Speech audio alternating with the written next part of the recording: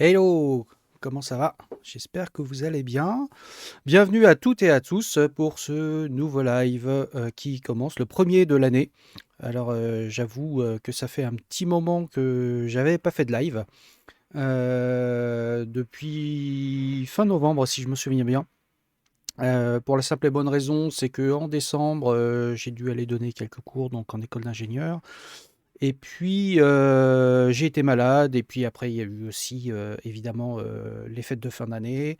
Le début de l'année, pareil, j'ai continué à donner des cours. Bon, donc, ceci explique cela. Donc, vous m'envoyez désolé, j'espère que ça ne vous a pas trop manqué, mais en tout cas, ça m'a manqué un petit peu, je dois avouer. Aujourd'hui encore, j'étais même pas sûr de pouvoir faire encore ce live parce que sachez que, alors là, je vais vous parler de ma vie, hein, c'est 3615 Code My Life. Donc pour les anciens, 3615, vous savez, pour les plus jeunes, vous allez dire 3615, mais qu'est-ce que ça? 3615 Code My Life, j'ai ma grande fille, donc qui a 23 ans, qui a trouvé son appartement, tout ça, tout ça. Et donc là, depuis quelques jours, on procède à l'achat des meubles, l'emménagement, tout ça, tout ça. Et ce matin, effectivement, je l'ai aidé à déménager quelques petites affaires, donc avant qu'elle aille bosser. Et donc, j'étais pas sûr de pouvoir faire ce live. C'est pour ça que j'ai prévenu un petit peu tard ce matin sur Twitter que j'allais faire le Twitch ce midi. Salut Anne-Vue. Donc voilà, donc nous y voici. Donc on va pas se mentir. J'ai préparé ce live de façon un petit peu à l'arrache.com, mais on va parler de quelques petits sujets qui me semblaient être intéressants. Et ouais, Anne-Vue, ouais, priorité famille, absolument normal, ouais. Mais là, ça va, c'est la fin de l'emménagement. Normalement, ça y est, ce soir, elle dort dans son appart, ça c'est cool. Et donc, comme je disais, donc il y a quelques petits sujets assez intéressants. Je pense qu'on peut évoquer aujourd'hui ensemble. Et voilà, donc on va commencer tranquillement. Donc là, je vois qu'il n'y a pas encore beaucoup de monde qui est arrivé, mais c'est pas grave, hein, les gens vont nous rejoindre tranquillement au fur et à mesure. Et je sais qu'en plus, sur ce credo, on en a déjà parlé avec d'autres spectateurs tels que vous, spectateurs et spectatrices évidemment. tels que vous et quelques autres Twitchers, c'est vrai que le créneau de 12h20 est pas super, super pratique pour tout le monde. Mais comme on est quand même plusieurs dans la semaine à twitcher, je me suis dit ce créneau, moi, me convient bien en tout cas. Et puis comme je travaille pas le lundi, c'est quand même pratique. Mais c'est vrai, dites-moi éventuellement dans les commentaires ou sur Twitter, vous, plutôt les créneaux qui vous intéresseraient le plus. Sans forcément que et puis moi je verrai si ça rentre en conflit avec d'autres streams, live qui sont aussi, le lundi. Donc mais je sais que le créneau de 12h20 c'est pas super, forcément super évident pour tout le monde parce que bon, bah, c'est le lundi, les gens, s'arrêtent pas de travailler forcément à midi pile, tout ça. Voilà. Bon, bah, on va commencer tranquillement. On va commencer par la première news. Enfin, c'est pas vraiment une news, mais c'est un rappel. Donc, pour ceux et ceux qui ne le savent pas, je vais être en conférence donc à la fin de la semaine à Tour Tech. Donc, Tour Tech, qui est une conférence qui se passe à Tours, donc qui démarre jeudi et donc qui est sur 2 jours, jeudi et vendredi. Donc, je serai présent à Tourentech pour donner mon talk sur la représentation des nombres dans les ordinateurs avec mon compère Fabien Trégrand. Talk qu'on a déjà donné à plusieurs endroits, donc à Devox, on l'a donné aussi au DevFest Nantes, etc. Donc, c'est un talk qui marche bien, qu'on avait lancé il y a un an et on ne pensait pas qu'il marcherait aussi bien. Donc c'est super. Alors moi pour ma part, je n'y serai pas jeudi, je n'y serai que vendredi, puisque nous passons vendredi donc à 11h10, si mes souvenirs sont bons. D'ailleurs, je vais vous afficher hop, le site de Tourentech à l'écran. Voilà. Donc Tourentech, c'est 19 et 20 janvier. À Tours, c'est la 5e édition. Et je crois que c'est la première fois cette année donc, la conf sur 2 jours. Donc c'est plutôt pas mal, je dirais. Et de fait, moi j'y serai seulement vendredi parce que déjà, je travaille pas le lundi, j'ai déjà donné des cours, la semaine dernière. La semaine prochaine, je vais à Snowcamp, donc on se retrouvera à Grenoble aussi à Snowcamp. Donc, mais ça j'en parlerai, la semaine prochaine aussi, je ferai un petit rappel. Là pour le coup à Snowcamp, j'y serai pendant 3 jours, donc de mercredi soir, c'est-à-dire, pour le dîner des speakers jusqu'à, samedi. Voilà, je repartirai samedi soir. Donc effectivement, c'est pour ça que là, à Tours, comme c'est pas très très loin de chez moi, c'est à 200 et quelques kilomètres, je n'y serai que vendredi. Mais ce sera l'occasion de se voir si vous y êtes, de se voir, de parler, de papoter, discuter tech, de boire un verre, etc. Donc n'hésitez pas à venir me voir si vous me voyez. Et puis si vous venez voir notre talk, Fabien et moi, ce sera avec grand plaisir. On sera très très content que vous veniez voir pour celles et ceux qui n'ont pas encore vu. Sachant qu'il y a bataille, puisque sur le même créneau, il y a le talk d'Aurélie Vache. Et Aurélie qui voulait venir voir notre talk et nous qui voulions aller voir son talk. Donc c'est pas de bol. Mais bon, ce sera partie remise. Ce n'est que partie remise. Voilà, donc pour la petite news suivante, je vais vous parler donc, enfin vous reparler de l'ami Akanoa alias Yannick, qui continue ses séries sur Rust. Et cette semaine, enfin la semaine dernière plus précisément, je vous l'affiche à l'écran, il a posté son article donc sur Rust, sur le drop, les références et le borrow checker. Donc c'est un article qui est plutôt intéressant et bien construit. Et c'est surtout qu'il est allé quand même beaucoup plus loin que ce que laisse présager le titre. Donc pour parler du drop des références et du borrow checker, il a parlé donc de l'allocation et de la libération mémoire, du fonctionnement de la stack et de la heap. Ensuite, il est allé assez loin, je dirais, sur le sujet. Et alors attendez, hop. D'ailleurs, je suis en train de me rendre compte, c'est peut-être pas forcément le borne article que je vous montre. Alors attendez, peut-être que j'ai merdé dans mes liens tout à l'heure. Hop, hop. Alors bien sûr, je vais pas au bon endroit. Alors, Rust. Pardonnez-moi, c'est la reprise. Ah non, pardon, c'était sur la. Ah voilà, non, c'était la stack et la heap. Alors, autant pour moi. Donc, c'était sur le sujet de la stack et de la heap. J'ai pris le mot lien tout à l'heure. Et donc, il aborde comment fonctionne donc, la pile et tout ce qui est allocation dynamique, etc. Il est descendu très très bas parce qu'il a commencé à parler de mémoire physique et de mémoire virtuelle, de comment fonctionne un petit peu tout ça en mémoire, comment fait le CPU pour accéder à ces zones mémoire, ce que font les compilateurs, et cetera, et cetera. Donc il est descendu assez bas, de plus en plus proche de la machine. Et spoiler alerte, son prochain article va descendre encore plus bas parce qu'il est en train de préparer un article où il descend jusqu'au niveau transistor, au niveau du silicium des CPU. Donc je pense que ça va être super intéressant. Alors c'est un travail titanesque ce qu'il fait. Parce qu'il fait, donc au-delà de la rédaction même des articles, il fait énormément d'illustrations. Vraiment, il fait ses petits dessins. Oui, oui, Yann, vu, effectivement, je viens de voir ton commentaire. Oui, c'est pas le dernier article, c'est pour ça que je viens de remonter. Donc, merci de me l'avoir souligné. Et donc, sur tous ces articles, il fait énormément de dessins. Donc, ça prend beaucoup de temps. Et voilà, donc c'est un travail assez titanesque ce qu'il fait. Et ces articles sont quand même de très bonne qualité. Donc, je ne peux que vous encourager à aller les lire. Déjà, si vous faites du Rust, allez les lire parce qu'ils sont une grande source, mine d'informations pour ce langage.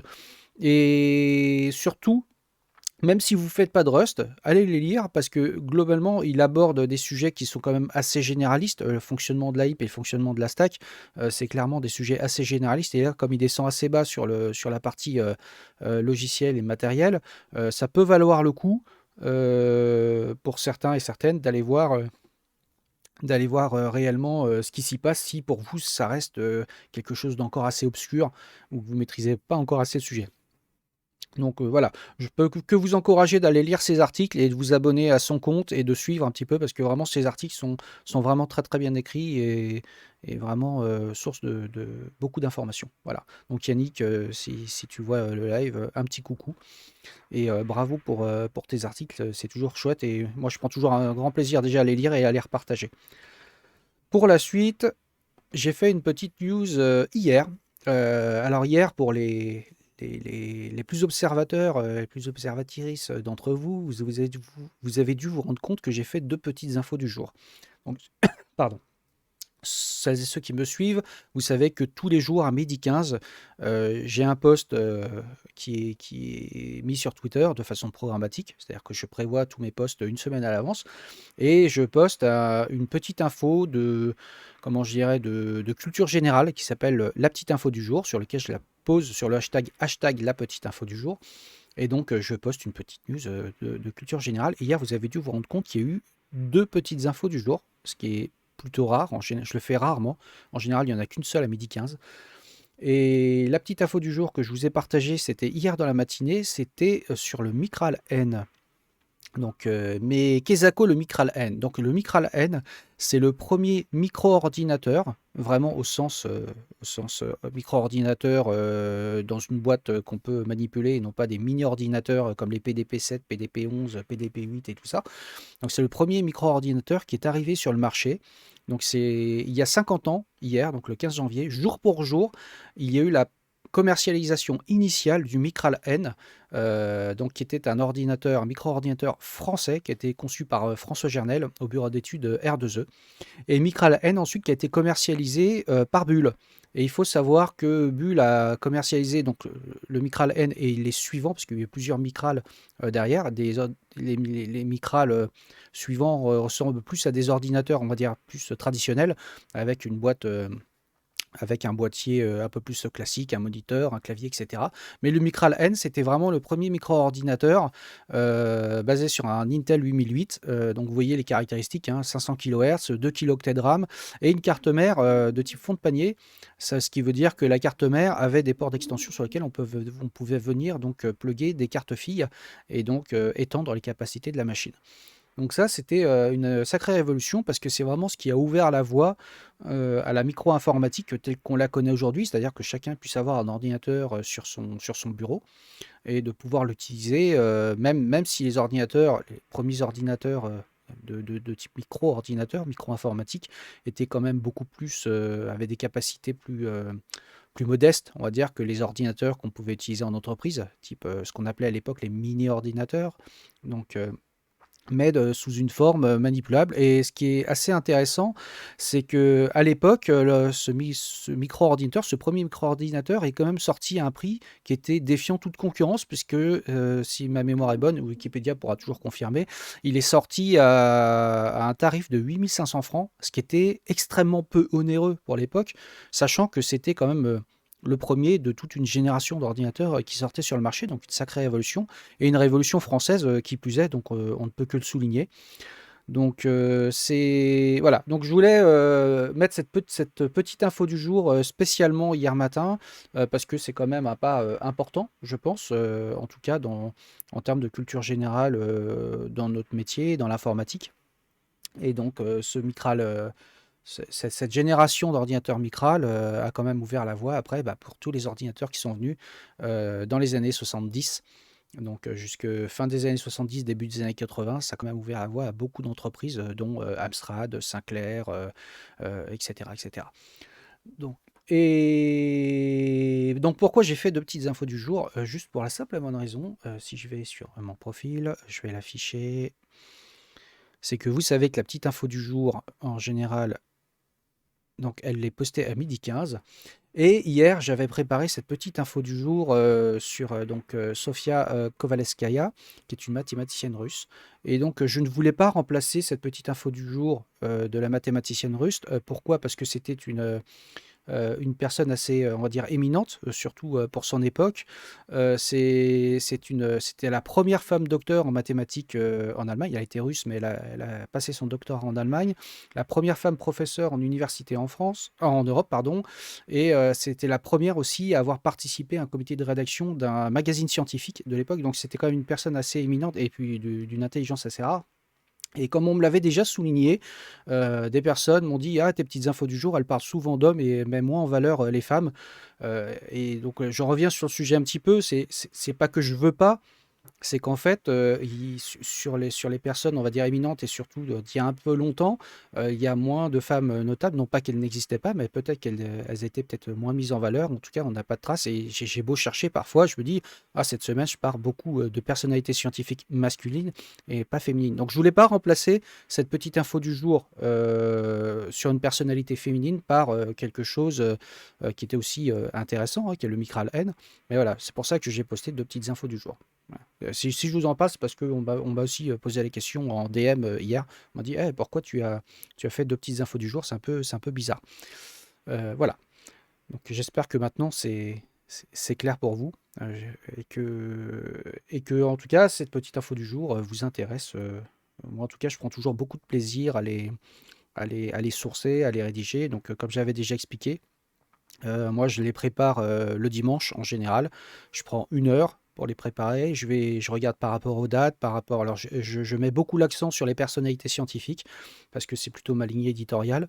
Je veux mettre en valeur des personnes qui ont été connues ou parfois même qui ont été des personnes assez novatrices et qui ont été oubliées. Et je trouve que c'est intéressant de mettre en valeur et de se rappeler que certaines personnes, que tout ce qu'on a aujourd'hui en termes scientifiques, soit mathématiques, physique, chimie ou tout ce que vous voulez, bah, c'est dû à des personnes qui ont été assez, heu, je dirais éminentes dans leur domaine et qui nous ont quand même transmis des choses importantes. Voilà. Et donc, le dimanche, je passe 1 heure à sourcer et je prépare tout ça, sur mon Twitter, sur le web, sur lequel on peut programmer les tweets. Donc, ça, c'est très pratique. Du coup, en général, je prépare 7 tweets à l'avance, voilà. Et quand je pars en vacances, en général, j'en fais un peu plus et j'essaye même parfois, quand je pars en vacances l'été, de programmer tous mes tweets, pour tout l'été. Enfin, pour toute ma période de vacances, l'été. Voilà.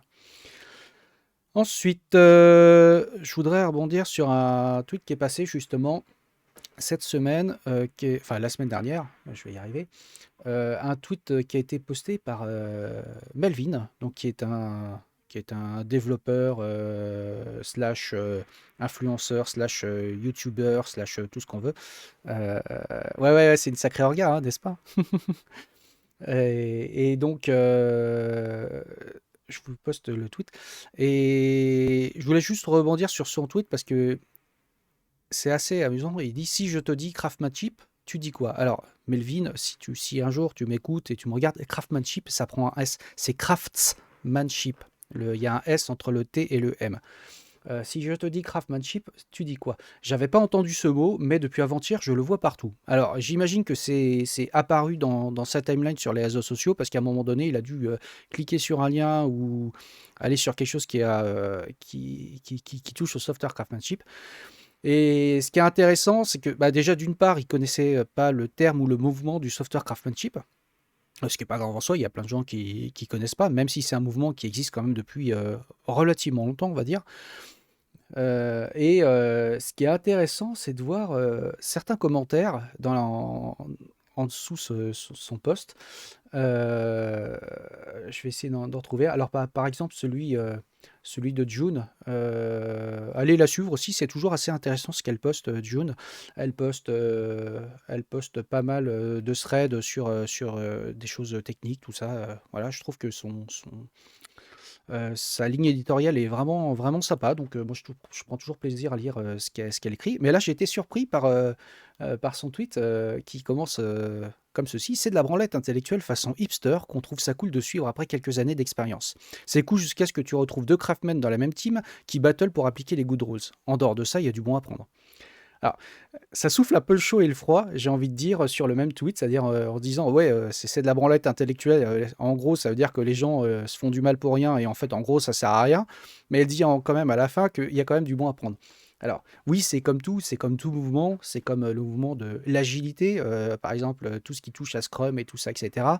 Si on applique bêtement et simplement des dogmes, ouais, on peut se dire que c'est un peu de la branlette intellectuelle. Certains se branlent un peu la nouille sur des points de détail en oubliant un petit peu les objectifs initiaux, mais il y a toujours du bon à prendre. Ça c'est évident, c'est comme tout mouvement ou comme toute méthodologie. Enfin, je dirais pas que le software craftsmanship, c'est une méthodologie, c'est plus une forme de mouvement sur lequel on va appliquer plusieurs types de méthodologies. Alors, ça va être le TDD, le BDD, le DDD, enfin, plein de choses comme ça. Comment on fait pour finalement produire du logiciel de façon, entre guillemets, artisanale au sens premier du terme, c'est-à-dire quelque chose qui répond à un besoin client, quelque chose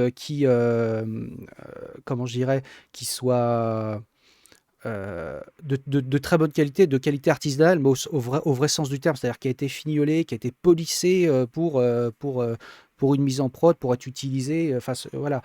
Donc, je trouve ça, je trouve que c'est plus un état d'esprit, selon moi, que réellement une méthodo en tant que telle. Alors attendez, je lis vos commentaires au passage. Hello, je crois que Melvin, c'est un compte troll. Non, non, c'est pas un compte troll, hein, Melvin. Enfin, à mon sens, Melvin, il a tendance à lancer régulièrement quelques petits trolls, mais voilà, je crois il fait des vidéos sur YouTube, des trucs comme ça, etc. Je dirais plus, il est plus dans le mouvement de type de l'influenceur, etc. Mais je crois pas que ce soit un compte troll. Mais il troll régulièrement. Salut Sylvain, j'avais pas vu que tu étais là. Sylvain, c'est Goose Dev. Allez voir sa chaîne aussi, il fait des trucs bien, Sylvain. Et alors, en plus, faut être super souple pour ah ouais, pour ce branlet de cerveau. Ouais, ouais, c'est sûr, ça faut être super souple. Merci Thierry. Et en fait, Thierry, est-ce que tu fais un live juste après moi? C'est juste pour savoir si je dois finir à l'heure ou pas. Et puis, donc, il y a le talk de Julien, très pertinent. Ok. Ah oui, le talk de Julien Topsu, ouais, qui en a marre, il en a marre du software craftsmanship. Ouais, bah, c'est pareil. Alors en fait, c'est aussi ça me fait marrer quand on dit les gens qui font, il y en a marre du software craftsmanship, qui en font une conf, comme Julien par exemple, mais qui ont finalement adopté tous les codes au début. Je pense que c'est aussi, c'est un petit peu à la mode de dire on crache un petit peu sur les anciennes méthodos parce que maintenant ça commence à avoir de l'âge, ça commence à être mature. Du coup, il n'y a plus grand-chose, entre guillemets, mais j'y vais avec des gros guillemets quand même, je mets quand même des très gros guillemets. Il n'y a plus grand-chose à inventer, à ajouter, puisque ce sont des mouvements, des façons, des méthodologies qui sont matures. Donc, on préfère inventer des nouvelles choses. Et effectivement, après, on peut en avoir marre du craftsmanship. Pourquoi? Parce qu'il y a des gens qui essayent d'appliquer ça un petit peu en mode c'est un dogme, il faut faire comme ça et pas autrement, etc. etc. Mais ça, c'est comme toute méthode. Mais bon. Mais le titre est provocateur, mais le talk est plus nuancé. Ok, très, très bien. J'ai pas vu son talk, hein, donc je fais pas de jugement de valeur sur le sujet. Mais voilà, je me méfie un petit peu, c'est un peu des titres un peu putaclic et je me méfie un petit peu de tout ça parce que ça peut être effectivement beaucoup plus lisse sur le talk et où parfois ça peut être un peu plus violent. Après, je sais pas, j'ai pas vu le talk. Mais voilà, donc je voulais juste revenir un petit peu sur tout ça. Donc il y avait le commentaire de Dune. Voilà, il y a un autre commentaire. Le concept est top, mais ça devient n'importe quoi depuis que c'est à la mode. Software crafting is the new agile. Oui, c'est un peu ce que je disais tout à l'heure.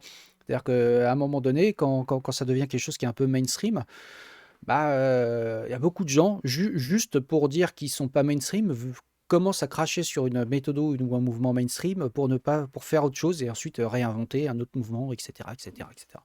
Mais bon. Donc, bref. Donc, j'ai trouvé le tweet de Melvin, entre guillemets, surprenant. Déjà, le fait surpris qu'il ne l'ait pas vu avant. Et puis, ce qui m'a fait un peu rigoler aussi, c'était de voir dans sa timeline, voilà, ça, c'est un peu l'effet timeline des réseaux sociaux. Il suffit qu'on s'intéresse à un sujet ou même de loin, qu'on ait cliqué sur un lien, puis tout d'un coup, paf, on est inondé de liens qui parlent de ça, alors qu'avant, on n'en avait jamais vu. Mais bon, donc je pense que tout d'un coup, il a dû toucher et gratter le vernis sur le sujet, et puis il a dû se retrouver inondé de comptes qui sont des software crafters, qui postent des articles sur software craftsmanship, sur de la méthodo, etc., etc. Voilà. Donc je voulais juste vous parler de ça. Après, j'ai pas d'a priori ni concernant Melvin ni concernant le sujet en tant que tel. Euh, voilà, c'est juste que je trouve que parfois les commentaires sont un peu durs, y compris par exemple pour les méthodes agiles, hein, Scrum et tout ça, etc. Il y a du bon à prendre, il y a du moins bon. Bon, voilà. Ensuite, on va parler plutôt news tech. Je vous ai posté la news ce matin. Donc, sachez que Kodi, la fameuse distribution qui avant s'appelait XBMC, et XBMC, c'est l'acronyme de Xbox Media Center, donc ça ne nous rajeunit pas. Donc Xbox Media Center, qui était un logiciel de Media Center qu'on pouvait installer sur les Xbox premières du nom. Donc il y a quand même très très très longtemps de ça, et qui a beaucoup évolué, et après qui a été renommé, parce que comme il s'installe maintenant sur des Raspberry Pi, sur plein de single board computers et plein d'architectures différentes, ça avait plus de sens, qui s'appelle XBMC, donc il s'appelle Kodi depuis quelques années maintenant. Et donc la version 20 et en nom de code Nexus a été mise à disposition hier. Donc, si vous utilisez Kodi, bah, vous pouvez faire un petit upgrade. Si vous ne connaissez pas Kodi, allez le tester, l'utiliser. Vous verrez si vous avez besoin d'un Media Center chez vous. C'est exactement ce qu'il vous faut. Donc, vous mettez ça sur une Raspi, sur un tout petit PC basse conso, ce genre de choses, etc. Et vous avez un super Media Center avec plein de fonctionnalités et support plein de types de formats de fichiers, etc. Donc ça c'est super cool. En gros, qu'est-ce qu'apporte la version 20? Elle apporte le support de l'AV1 au niveau du décodage matériel de mémoire, le support voilà, via la VA API. Ensuite, il y a différentes choses au niveau du NFS. Là, je suis sur 925 Linux, qui est aussi un des sites sur lesquels je regarde beaucoup, où je fais beaucoup ma veille. Voilà, il y a pas mal de petites nouveautés, rien d'extrêmement extravagant, quelques formats de fichiers supplémentaires, des corrections de bugs évidemment, voilà, donc c'est pas une version, on va dire, qui va changer le monde, mais sachez que c'est un projet qui continue à avancer et qui est un super projet, voilà, qui marche très bien et qui est facile à installer, hein. Vous prenez l'image, vous l'installez, vous la flashez pour votre Raspberry Pi, etc. Enfin, c'est assez facile à installer. Voilà, et donc je voulais vous parler de ça. Et ensuite, pour la news suivante, j'ai vu passer ça ce matin chez Foronix. Donc Foronix, qui est aussi un site sur lequel je fais beaucoup de veille, je trouve que, enfin, qui est très actif, qui parle de hardware, de software. Donc pour celles et ceux qui ne connaissent pas, bah, allez voir de temps en temps ce qui se passe chez Foronix. Donc, il y a une news qui est que j'ai trouvé assez intéressante, c'est que le support d'OpenJS Compute fonctionne, enfin commence à fonctionner de façon un peu basique sur les machines de type Apple, Apple Silicon. Voilà, donc ça c'est une bonne nouvelle.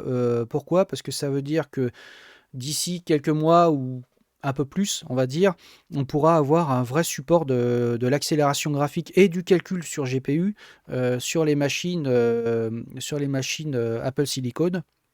Et donc d'avoir un Linux qui fonctionne avec ce support. Donc sachez qu'il y a Asahi Linux qui existe, qui depuis plusieurs mois, enfin après un peu plus d'un an maintenant je crois, son objectif c'est de porter Linux sur l'architecture Apple Silicon et de développer tous les pilotes nécessaires au hardware qui est spécifique à cette architecture.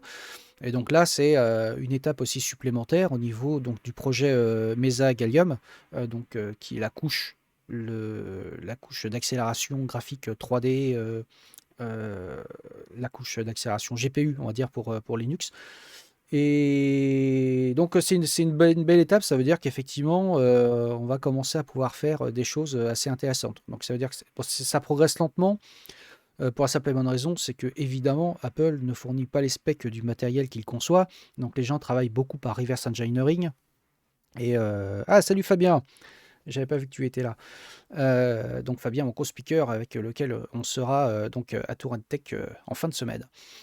Et Fabien, c'est Tréguy hein, dans le chat. Et donc, ce que je disais, donc Apple ne fournit pas les spécifications matérielles, et donc effectivement, les gens qui développent ces pilotes travaillent beaucoup par reverse engineering, donc ce qui ralentit effectivement la capacité de progression, mais on voit que ça avance bien, donc je ne serais pas surpris que d'ici peut-être un an ou deux, on ait une vraie distribution Linux bien comment je dirais, bien complète avec le support hardware des architectures Apple Silicon, donc ce qui permettrait de pouvoir à terme, enfin pour les gens qui aiment bien le matériel Mac mais qui veulent passer à un autre OS, passer sur du Linux sur ce genre de matériel. C'est toujours assez intéressant. Alors pourquoi est-ce qu'on ferait ça? Bah, pourquoi pas, j'ai envie de dire. Moi, par exemple, j'ai bien un PC. Enfin, moi, vous savez que je n'utilise pas du tout Windows. Je n'utilise pas Mac non plus. À la maison, tout le monde est sous Linux. Moi, je suis sous Linux. Même dans mon travail quotidien, je suis sous Linux tout le temps. Et donc, avoir un PC sous Linux, c'est bien. Si, en termes de hardware, je trouve que le hardware d'Apple, c'est du très bon hardware.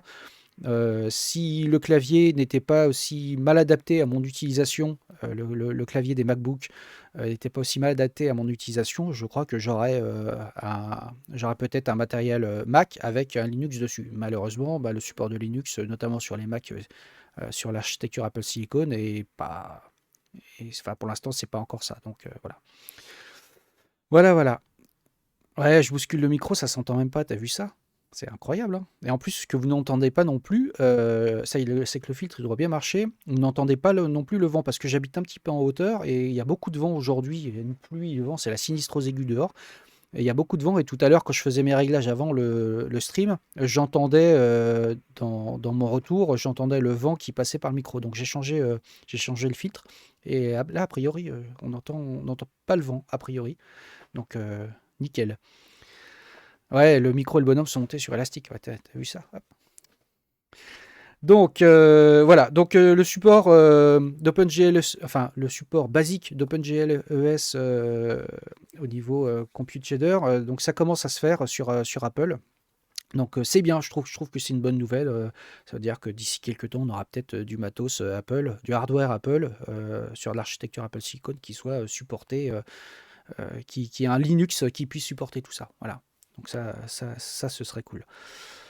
Et ensuite, pour terminer, je voulais vous présenter, hop, j'appuie sur le bouton, donc la distribution MX Linux 21.3 qui vient d'être releasée. Donc c'est une distribution qui est une distribution un peu light. Donc ça va très très bien justement quand vous avez un laptop ou une machine un petit peu ancienne, d'avoir une distribution un petit peu véloce. Donc c'est pas mal parce qu'elle est fournie avec XFCE, l'environnement de bureau XFCE 4.18. XFCE 4.18 qui est sorti il n'y a pas longtemps, je le rappelle. Le noyau Linux en version 6, donc ce qui est bien. Donc c'est une distribution qui est basée sur Debian, la Debian 11.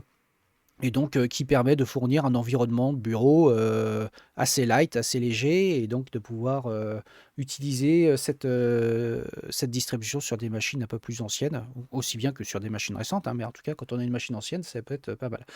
Alors, le point, et d'ailleurs, je crois que c'est noté dans l'article quelque part, oui, c'est là, c'est fourni avec le noyau 6.0 de Linux. Sachez que le noyau 6.0, qui est quand même sorti il y a 2 mois, est déjà en fin de vie. Oui, parce que la 6.1 est déjà arrivée, la 6.2 est en route, donc tout ça fait que la 6.0 est déjà marquée en end of life.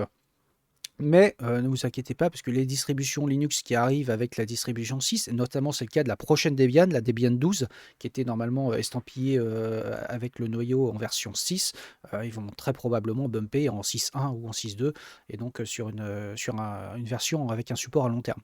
Donc ça, faut pas trop s'en inquiéter. Ça ne veut pas dire que parce que c'est marqué End of Life, que voilà, tout est foutu. Le end of life au niveau du kernel, ça veut dire qu'il n'y aura plus de développement ou de correction particulière en termes de failles ou de bugs ou ce genre de choses sur cette line, mais ça veut dire qu'aussi les distributions Linux qui sont basées dessus, eux, vont continuer à gérer les CVE et faire les corrections qui s'imposent ou backporter les corrections qui s'imposent jusqu'à ce qu'ils bumpent vers une version supérieure. Voilà. Ouais, donc MX Linux, allez la tester, c'est une distribution qui est plutôt sympa, qui est light, qui est légère. Donc ça peut valoir le coup quand vous avez le PC de papy-mamie, vous voulez mettre un petit Linux dessus, etc. Ça peut faire le taf, voilà. Ou que vous avez un vieux PC, vous ne savez pas trop quoi en faire, et vous trouvez que Ubuntu consomme trop de ressources dessus, donnez-lui une chance. Ou sinon, vous avez d'autres distribs aussi qui sont des distribs light pour ce type de matériel. Donc voilà. Alors, c'est possible, risquer de grader juste le kernel et de garder le reste de la distribution. Bien sûr que c'est possible. Ah, tu peux compiler ton propre noyau, comme toute distribution Linux, hein, d'ailleurs. Et après, effectivement, c'est pas une opération, je dirais que n'importe qui sait faire ou va faire comme ça du premier coup. Moi, ce que je conseille en général, c'est quand on veut compiler son propre noyau et qu'on veut commencer à se dire: «Ah tiens, je vais avoir mon propre noyau avec mes propres pilotes, retirer, des fonctionnalités ou ajouter des fonctionnalités qui n'étaient pas fournies par le noyau de base, et cetera». Travailler dans une VM, compiler votre propre noyau dans une VM, tester ça dans une VM avant de le faire sur votre propre machine. Ouais, c'est un conseil que je vous donne. Après, si vous faites bien les choses, la machine, si ça boot pas, ça veut pas dire que la machine est briquée. Ça veut dire que juste il faut redémarrer sur l'ancien noyau. Donc si vous gardez l'ancien noyau avec Grub, vous pourrez toujours booter sur l'ancien noyau. Mais bon, pour éviter les bêtises, sait-on jamais, je vous conseille de tester ça toujours dans une VM, et quand vous savez compiler votre noyau, installer votre nouveau noyau euh, sur votre système et comment je dirais, modifier Grub pour qu'il puisse booter dessus, etc. Faites-le, hein, bien sûr. Votre noyau, qu'il soit fourni par la Debian ou qu'il soit fourni par Ubuntu ou n'importe quelle autre distribution, vous pouvez installer votre propre noyau compilé par vos petites mimines, hein. Ça, d'ailleurs, c'est une des choses que je donne pendant mes cours en école d'ingénieur. Donc, je leur montre comment compiler leur propre noyau, comment bootstrapper une Debian avec des bootstraps, comment créer une image de leur propre Debian en installant leur propre noyau dessus, etc., etc. Après, voilà, c'est un processus qu'il faut avoir fait une fois qu'on a compris le principe, c'est entre guillemets relativement trivial, mais la chose qui est pénible dans tout ça, c'est que compiler le noyau, ça prend du temps. Si vous faites une compilation complète du noyau avec toutes les fonctionnalités, la virtualisation, tout ça, tous les pilotes et tout, bah, selon les performances de votre machine, ça peut prendre un certain temps. Voilà. Compiler un noyau complet, ce que je fais en général quand je prépare les cours, je vérifie que mes compilations fonctionnent bien, je prends le dernier noyau, j'adapte mon cours en fonction de la dernière version du noyau qui est dispo et tout. En général, je profite de quelques machines au boulot, des machines que j'ai mises en place, du cluster de virtualisation, je compile dessus. Et la dernière version 5.15.80, donc dans la ligne des 5, puisque j'avais commencé les cours sur les versions 5.15.80 avec les élèves, je crois que pour compiler de mémoire, je mets à peu près 10 minutes, 10 minutes et demie à peu près, pour compiler le noyau avec 72 processus, avec 72 cœurs. Donc je fais un mec-j72 pour compiler sur 72 process en parallèle, et je mets à peu près une dizaine de minutes. sur une machine, on va dire, entre 4 et 8 cœurs, selon, vous allez mettre, globalement, peu ou prou, grosso modo, 1 heure à peu près. Après, ça va dépendre, aussi beaucoup de la vitesse de votre, disque, SSD, et cetera et cetera, la mémoire que vous avez à disposition, tout ça, tout ça.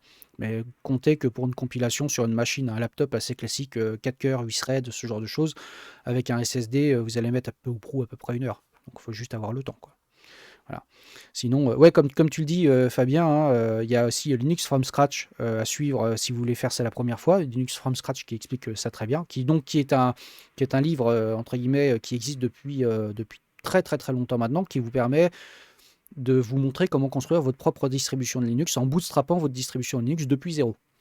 Donc ça, c'est hyper important, c'est hyper formateur.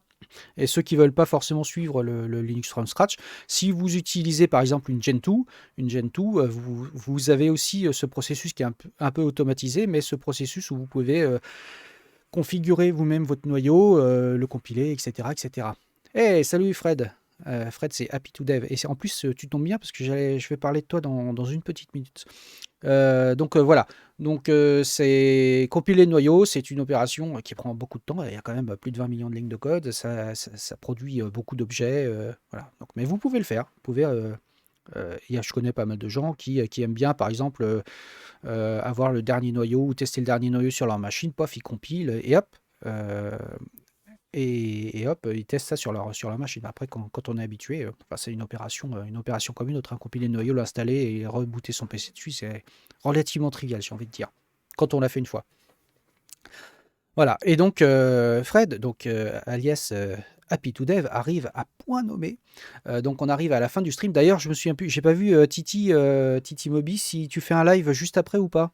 Si tu peux me mettre dans le chat, j'ai la flemme de remonter dans les commentaires. Est-ce que tu fais un live? Oui, tu fais un live. Donc je prends 2 minutes pour terminer et après on bascule chez toi. T'as déjà lancé ton live? On peut faire un raid chez toi après? Dis-moi. Si on peut faire un raid, on ira faire un raid chez Titi, sinon basculer sur sa chaîne.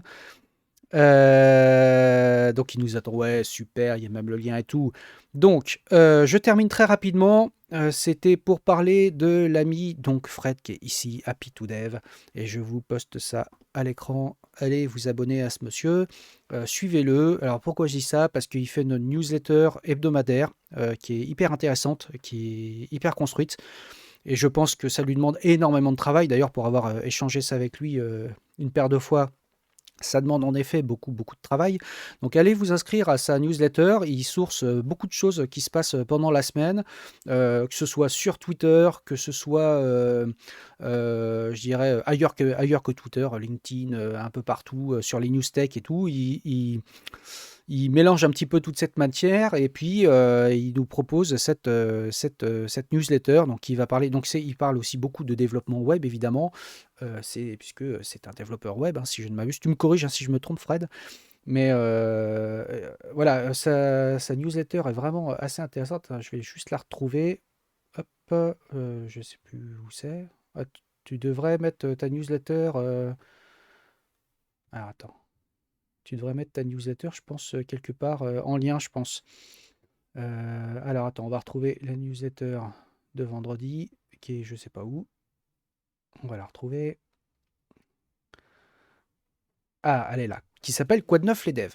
Donc Quoi de neuf les devs, donc c'est la newsletter qu'il fait, donc qui est chapitrée avec différentes sections. Il fait aussi il parle de profils de gens, par exemple de jeunes qui cherchent un travail, ce genre de choses. Donc il propose aussi des profils pour ceux qui cherchent un nouveau poste ou qui cherchent à recruter quelqu'un.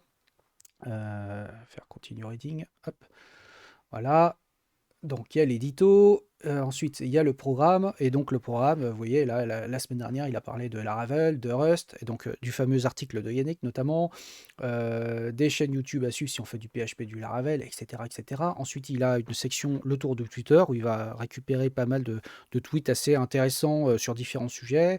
Voilà, enfin il y a beaucoup de choses dedans, et il met en valeur aussi chaque semaine un compte Twitter, donc une personne. Je trouve ça super cool. Et en plus, il m'a demandé s'il pouvait mettre la petite info du jour une petite info du jour dans sa newsletter. Donc c'est toujours effectivement avec plaisir.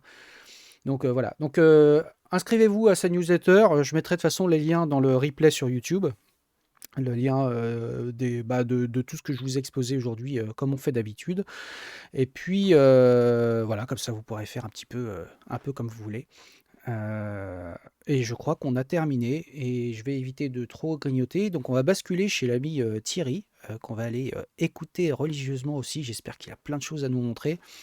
Et puis bah, ça m'a fait super plaisir de reprendre ce live. Alors la semaine prochaine, il n'y aura pas de live, je suis désolé. Il n'y aura pas de live, pourquoi? Bah, parce que je donne une dernière session de cours donc, à CY Tech. Et donc, quand je donne une session de cours, c'est toute la journée, donc je peux pas faire mon live. Et puis donc en fin de semaine, de la semaine prochaine, je serai à Snowcamp cette fois-ci. Donc pour celles et ceux qui y seront, ce sera un plaisir de vous retrouver là-bas. Et puis donc je pense que mon live suivant, donc ce sera pas le lundi de la semaine prochaine, mais le lundi de la semaine d'après. Mais voilà, je vous pinguerai, je vous dirai exactement si je le fais ou pas, ou si je le décale. Voilà, voilà. Bah, on a fait le tour. Donc, je pense qu'on peut faire un raid chez l'ami Titi Moby. Donc, je vous souhaite une excellente semaine. Je vous dis donc à bientôt. Puis, n'hésitez pas à interagir, envoyer des messages et tout ça, tout ça. Et puis, je vous fais des bisous à tous. Et à bientôt. Ciao, ciao.